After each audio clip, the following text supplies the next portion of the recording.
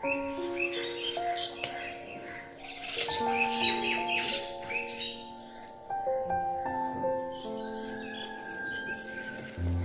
साथीहरू, आज म घरमा रहेको मेरो फुलहरूको थिनिङ प्रुनिङ गरिराखेको छु।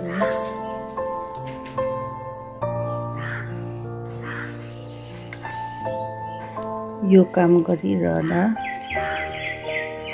मलाई परमेश्वरको वचनमा प्रभुले भन्नुभएको कुरा याद आइराखेको छ। यूहन्ना 15:2 यसरी लेखेको छ, उहाँले फल नफल्ने हाँगाहरू चाहिँ काट्नुहुन्छ अनि फल फलोस् भनेर चाहिँ हाँगाहरूलाई चाहिँ छिवल्नुहुन्छ भनेर लेखेको छ। अनि म पनि फुलहरू राम्ररी फलोस् भनेर फुलको हाँगाहरूलाई छिवल्ने काम गरिराखेको छु।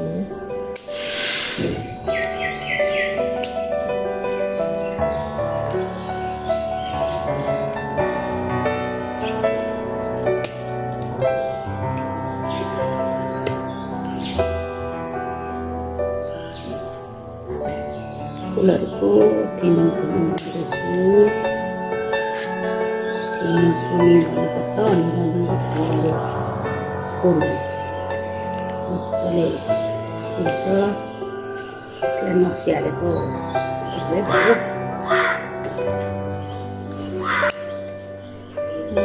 सन्चो पनि भएन, निकै समयसम्म बिरामी पनि भयो। यो मिक्सीको पाइ मेरो बुवाको बिरामीको कारणले गर्दा ज्यादै व्यस्त पनि भए। यो बिचमा फुलहरूलाई मलजल गर्नुपर्ने कुरा पनि गरिएन। त्यो कारणले गर्दाखेरि फुलको वर्ष जस्तो योपालि फुलेन, जति फुल्नुपर्ने थियो फुलेन। फेरि मैले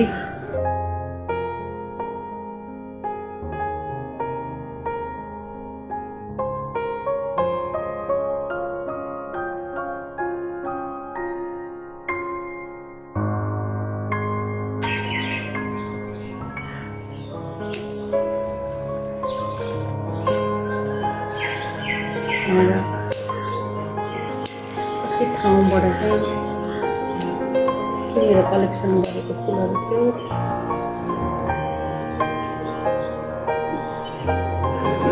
कति साथीहरू चाहिँ नबुझ्ने क्या,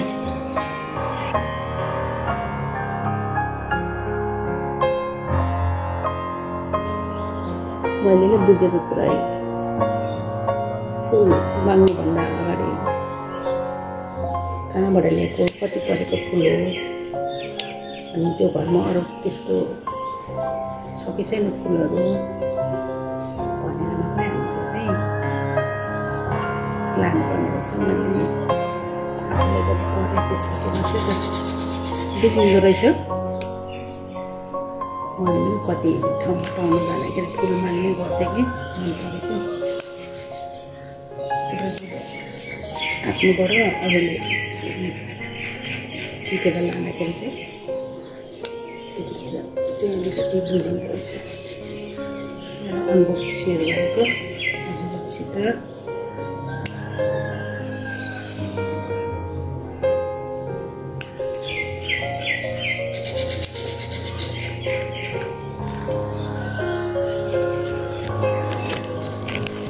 मलाई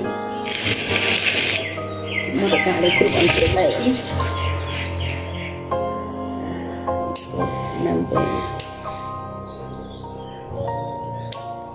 कसैले गेट फुल, हामी त पहिला गेट फुल पनि भन्थ्यौँ, गेट फुल पनि भन्छ कसैले।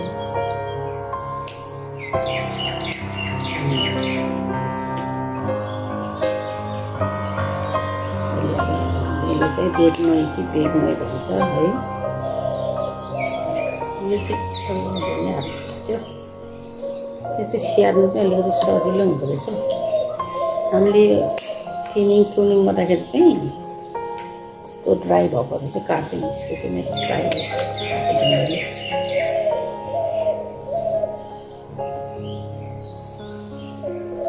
लगभग मैले वाइटको सिधो नाटेँ। यस्तो यो काँडा भएको फुलहरू जलेको झरिसकेको हुन्छ नि, सबै काटेर फ्याँक्नुपर्छ। यो काटेर फ्याँकेन भने त्यही भएर ड्राई पनि हुन्छ अनि फेरि अरू फुलहरू फुल्न सक्दैन। खासै चाहिँ यो चाहिँ फुल चाहिँ होइन, यो चाहिँ पातै हो।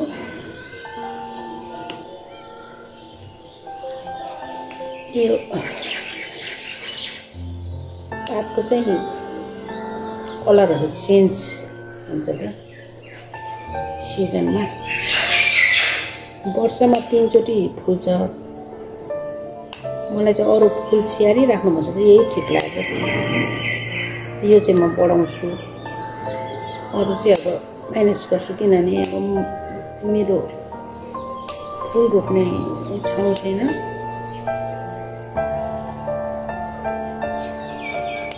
त्यही भएर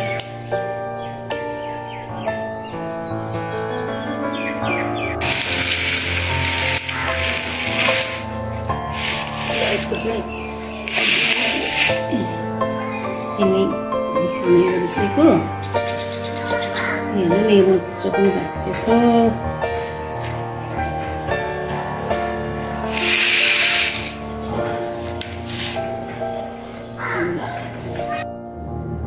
मलाई चाहिँ वाइट कलर चाहिँ एकदम मनपर्छ। हेर्नुहोस् न कति राम्रो छ। अरू कलरभन्दा वाइट नै एकदम राम्रो हेर्नुमा पनि हुन्छ। हजुरहरूले चाहिँ कुन कलर मनपर्छ कमेन्टमा लेख्नु होला।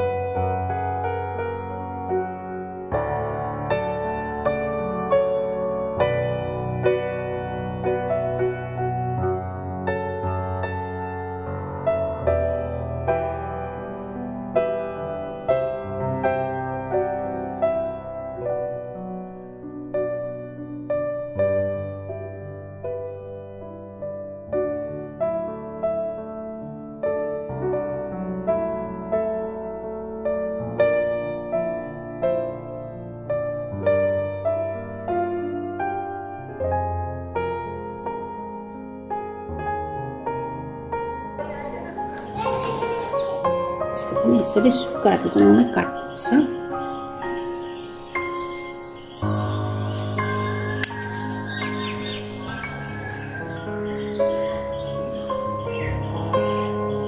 के कुरा छान्दैछु।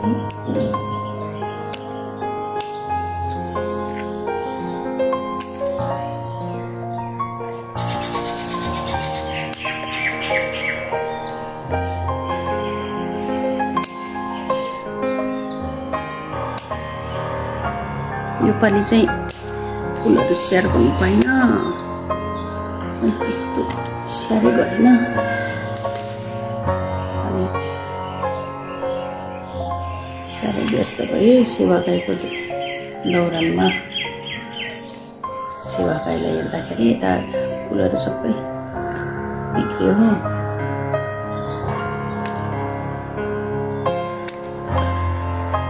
कति त साथीहरूले आफै टिपेर लगिदिनु भएछ।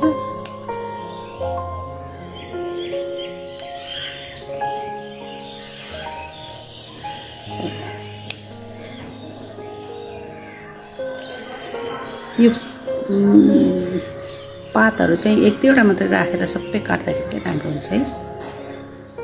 पोहोरको साल मैले एउटा गमलाको चाहिँ सबै पातहरू हटाइदिएको थिएँ है। कस्तो भने छिन्डे नै बनाइदिएको थिएँ अनि पातहरू सबै हटाइदिएको थिएँ। पछि सिजनमा चाहिँ त्यसमा चाहिँ फुलै मात्रै फुल्यो, राम्रो देखेको थियो क्या।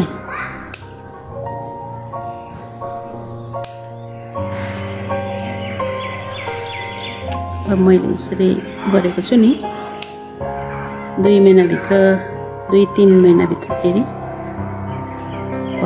भरिएर आउँछ। अनि तपाईँले यसको हाँगा काटेर रोप्नु पनि सक्नुहुन्छ है, तर रेनी सिजनमा चाहिँ राम्रो हुन्छ। रेनी सिजनमा चाहिँ दामी हुन्छ। यो प्लान्टहरू चाहिँ मलाई मेरो हस्बेन्डले बर्थडेमा गिफ्ट गर्नुभएको 2 वर्ष अगाडि हो गिफ्ट गर्नुभएको थियो। अनि यसबाटै मैले अरूतिर पनि हाँगाहरू काटेर फैलाएँ।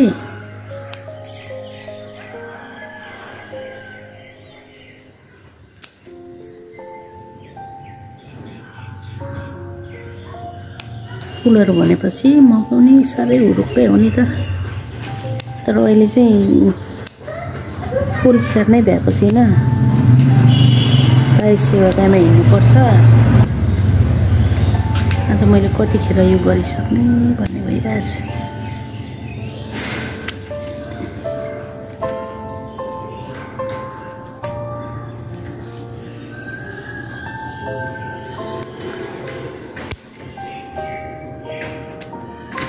मैले अरू कलेक्सनहरू पनि दिएको छु कि, एउटै पातमा 2वटा मिक्स भएको मसिनो खालको एउटा, र अर्को चाहिँ अर्को पनि एक्स्ट्रा कलर छ। के कलर भन्ने है, कलरको नामै आएन, कुनै दिनमा देखाइदिन्छु नि।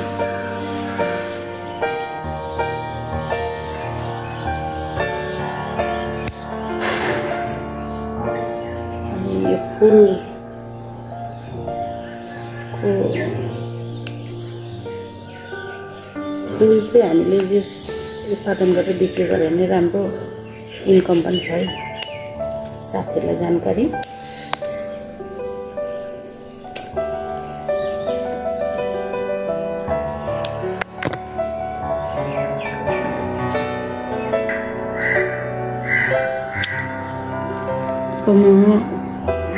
मेरो येलो कलरको प्लान्टको चिनिङ पनि गर्दैछु।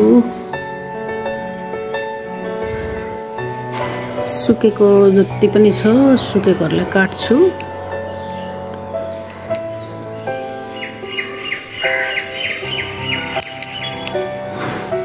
यो सबै प्राय सबै ठिकै छ। र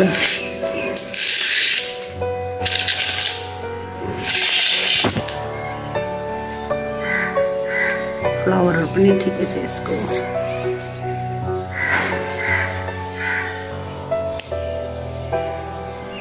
प्रुनिङ गर्ने चाहिँ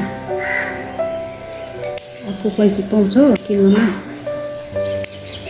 तर महँगो पर्दो रहेछ हौ। अनि मैले मेरो घरमा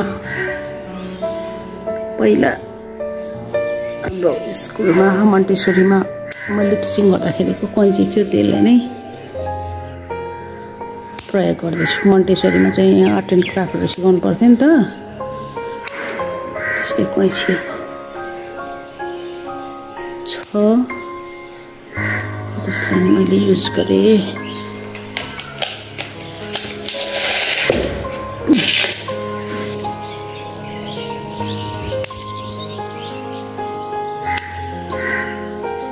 अनि यो चाहिँ सजिलै हुन्छ है साथीहरू, स्याहार्नु पनि सजिलो।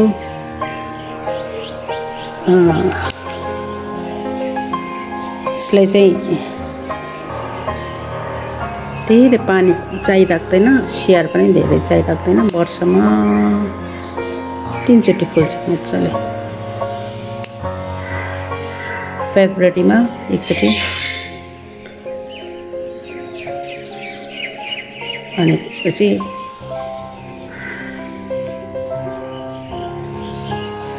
जुन जुलाईतिर अनि अक्टोबर नोभेम्बरतिर जस्तो लाग्यो। यस वर्षमा 3 चोटि नै फुल्छ। अनि यसलाई चाहिँ यसको जरामा गोडगाड गरेर एउटा बोटमा 10 दाना जस्तो युरिया लाउनु भयो भने इनफ हुन्छ।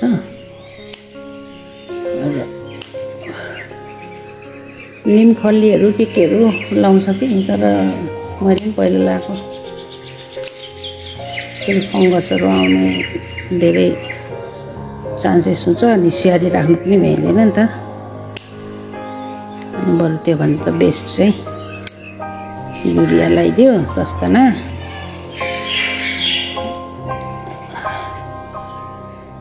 तपाईँले त्यो युरिया चाहिँ जस 3 महिनामा एकचोटि लाउँदा पनि भइहाल्छ। गोबर मल छ भने झन् बेस्टै हो।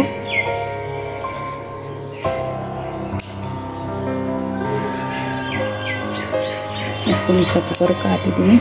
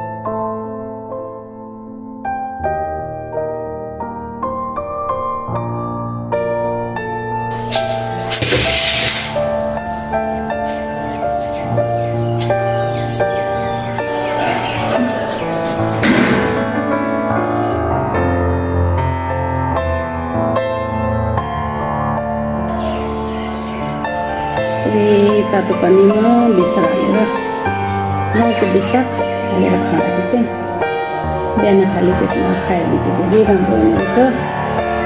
मलाई त खोकी लागिरहेको छ, त्यही भएर खाँदैछु। छोरालाई बनाउन लगाएर खाँदैछु।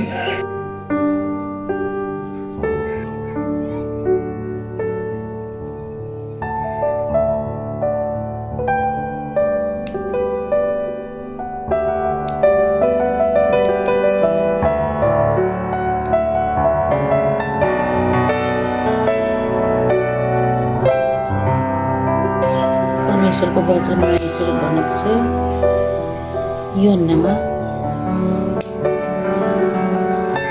उहाँले चाहिँ हामीलाई चाहिँ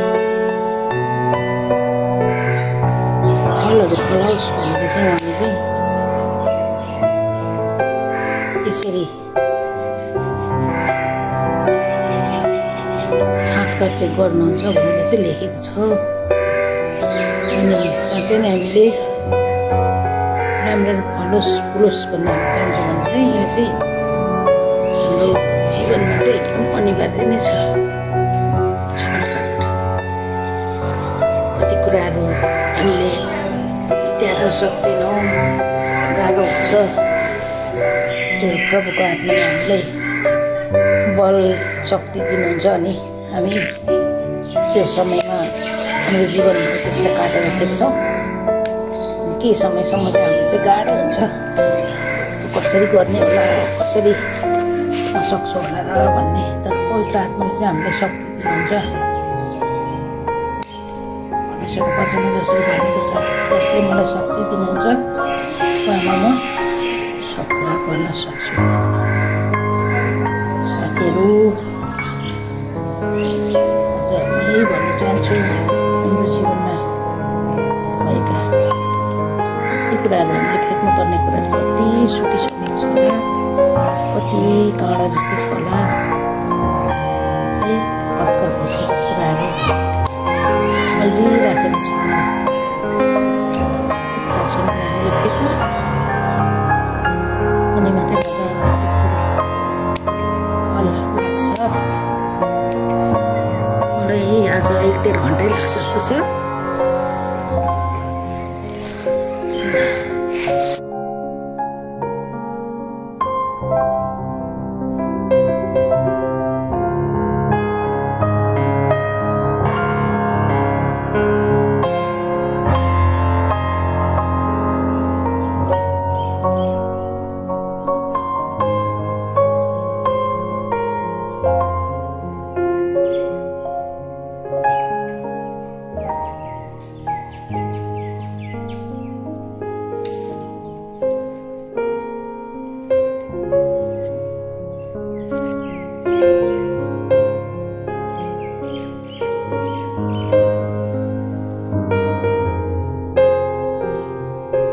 ल फाइनली लुक यसको जस्तो देखेको छ। हजुरहरूले कमेन्ट्समा लेख्नुहोला र मन पर्यो भने हजुरहरूले सेयर पनि गरिदिनुहोस् र सब्सक्राइब पनि गरिदिनुहोस् है।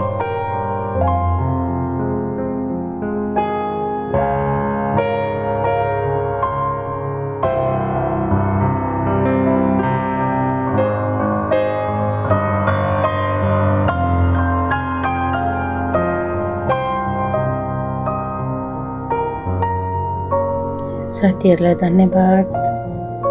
Thank you for watching. God bless you all.